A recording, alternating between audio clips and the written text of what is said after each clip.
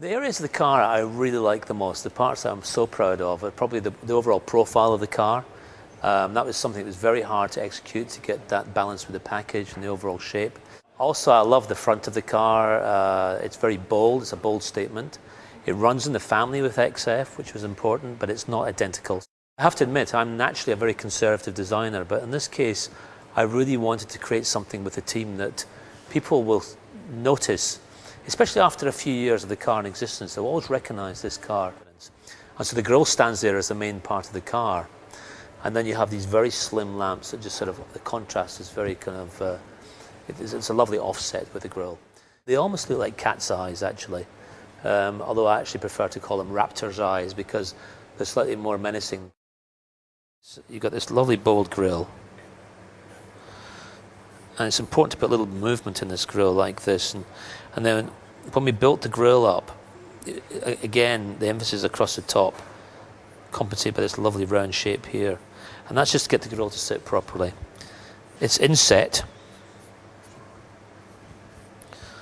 which again is straight off the old XJ, which used to have a tiny badge here. We've got a big bold one now.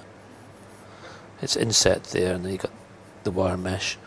And then you've got lovely slim lamps, which has got a slight frown to them. And actually the round lamps are inside there. But of course all you see is that. They cut off a bit, yeah.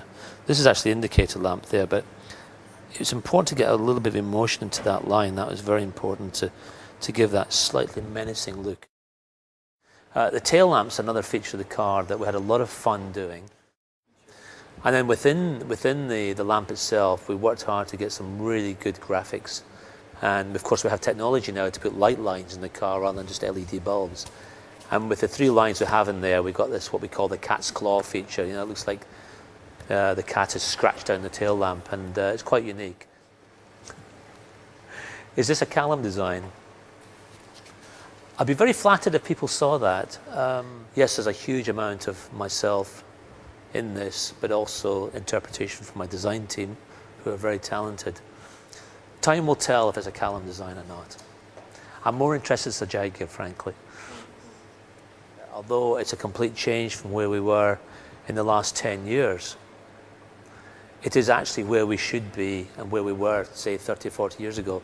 Jaguars were always very revolutionary motor cars that were full of innovation and full of gorgeous and very modern design and style.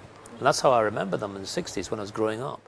Am I afraid of current customers not liking the car, or am I afraid of the fact people think we're throwing away too much heritage? The answer is no. You know, in this business you become quite thick-skinned. You're never going to please all of the people all of the time. That's a fact. We were looking around at people's houses, customers' houses. We're looking around at modern hotels.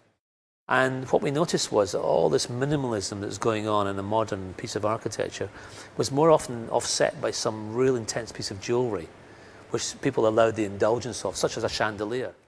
But what I realised was it added character to this volume and this space, which otherwise wouldn't be there. And that inspired us to put a lot more bright work into the car to build up with this very pure architecture. And people love the interior because there's a sense of indulgence about it. There's a sense of glamour about it, which I think a Jaguar should be. Well, for me, the front of the car says, "Look at me," because it's very bold. The side of the car says, "Admire me," because it's very sleek. And the back of the car says, "You will not forget me," because it's very intriguing.